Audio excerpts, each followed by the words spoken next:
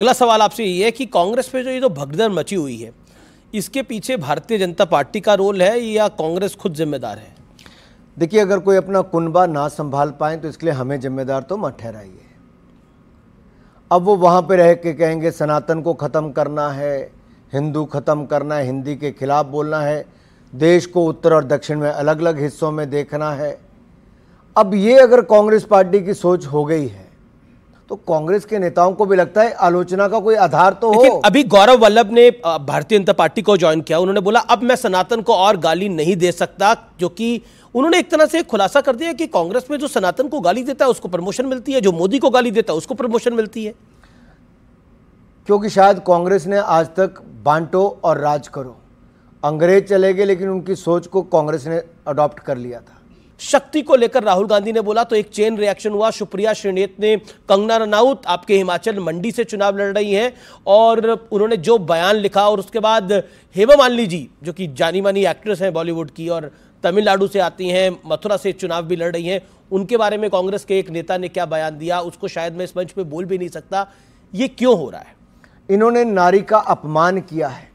पर आप शॉक थे जब आपने सुप्रिया श्रीनेत का वो पोस्ट देखा जो उन्होंने बात लिखी थी? मतलब वो अपने आप में बहुत ही ज्यादा, मतलब ऐसा शब्द कांग्रेस के एक प्रवक्ता ने नहीं, दो ने नहीं, कईयों ने अब तक ये कर दिया। जब कांग्रेस के नेता राहुल गांधी जी महिलाओं का अपमान करेंगे, शक्ति के खिलाफ लड़ने की बात करेंगे और ऐश्वर्या राय या बाकियों के खिलाफ भी टिप्पणी उस तरह से कर देंगे नाचने वाली करने वाली, तो मैं ये कहना चाहता हूँ जब संदेश खली की बात आई तब खड़गे जी ने क्या कहा कि महिलाओं के खिलाफ तो ऐसे घटनाएं होती। अरे ऐसा कैसे कह सकते हैं?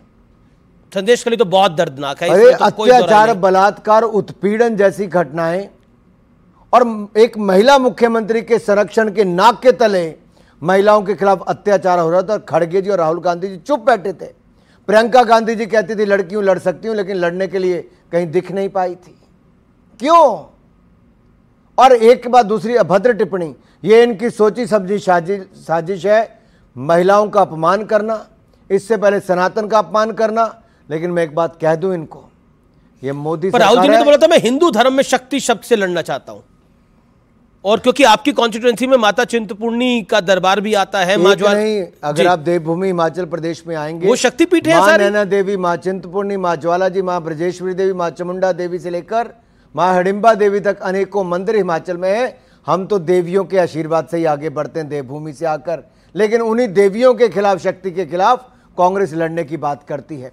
जब हिमाचल में कांग्रेस की सरकार बनती है तो मुख्यमंत्री कहते हैं 97% हिंदुओं को हरा कर आए हैं। ये सोच है इनकी। लेकिन मैं एक बात बता दूं अमीश जी, इतनी देवियों की बात करी अनुराग भाई ने, बोलो साचे दरबार की जय। अमेठी से तो स्मृति जी लड़ रही हैं, अमेठी और रायबरेली से कांग्रेस का कैंडिडेट कौन होगा, लेकिन एक स्वयंभू कैंडिडेट आ गए हैं मैदान के अंदर। मैं दिखाना चाहता हूं और आपको उनसे मिलवाना भी चाहता हूं। प्ले करिए बाइट जरा। जो वहां की अभी सांसद हैं, उनसे वो अमेठी के लोग बहुत परेशान हैं। वो चाहते हैं कि गांधी परिवार का कोई भी सदस्य वापस आए, वहाँ वो भारी बहुमत से जिताएंगे। यहाँ तक कि वो मेरे से भी प्रेरणा करते हैं और आशा करते हैं कि मैं वहाँ अपना पहला कदम अगर राजनीति में रखता हूँ और सांसद बनने की सोचता हूँ तो मैं अमेठी को ही रिप्रेजेंट करूँ। अब ये बनना भी चाह रहे हैं, लड़ना भी चाह रहे हैं।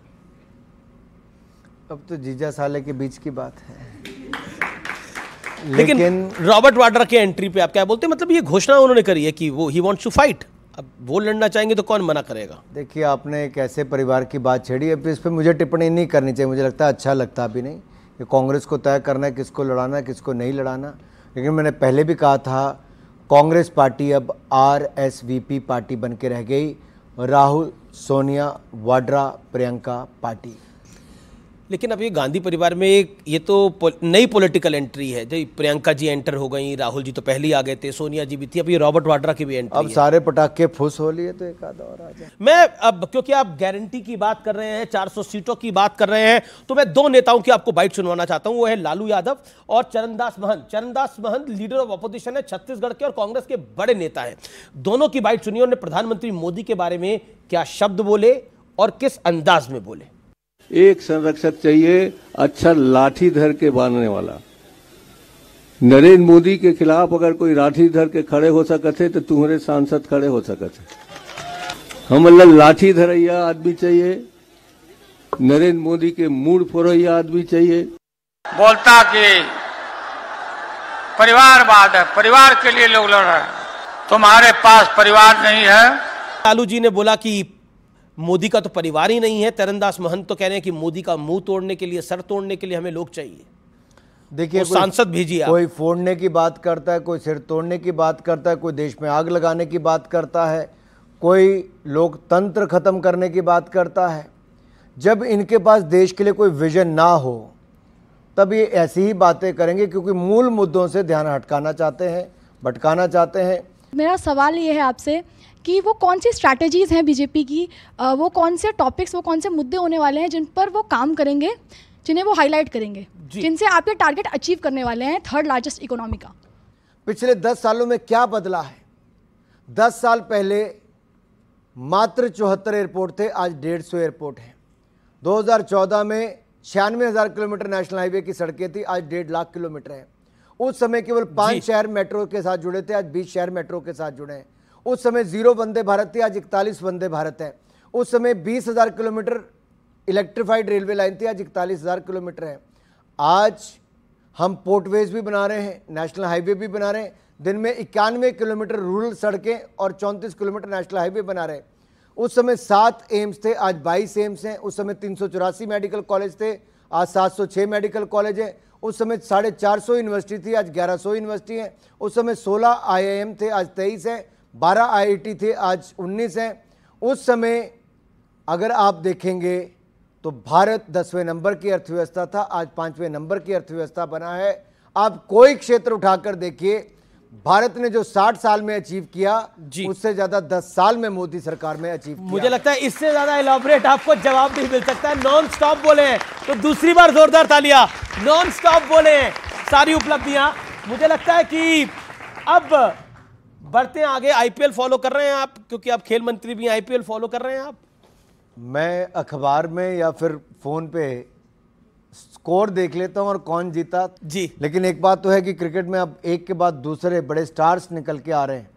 ऐसे बाकी खेलों में भी हमारे, अगर आप देखिए अमित जी कभी, लेकिन आजकल ग्राउंड में हुटिंग भी हो जाती है। मतलब जो ट्रोलिंग पहले सोशल मीडिया पे होती थी, प्लेयर्स की ट्रोलिंग होने लग गई है, तो उस पर कुछ कहना चाहते हैं? हाल ही में एक बहुत बड़ा राहुल जी मैच देखने नहीं गए कहीं पे? नहीं, मैं राहुल की बात नहीं कर रहा। अच्छा। मैं हार्दिक पांड्या की बात कर रहा हूं, जो उनके साथ घटना हुई ग्राउंड पे। नहीं, देखिए क्राउड का एक स्वभाव है, वो किसी की भी ट्रोलिंग कहीं पे भी कर सकता है। लेकिन मैं इतना कहूँगा, खेल ने आज हमारी वो क्षमता बना दी है जी कि कभी हम लोग सेंचुरी बनाते थे क्रिकेट की फील्ड में जी, लेकिन हमने खेलों को इतना विस्तार और इतना आगे बढ़ाने का काम किया कि अब की बार जब एशियन गेम्स हुए तो भारत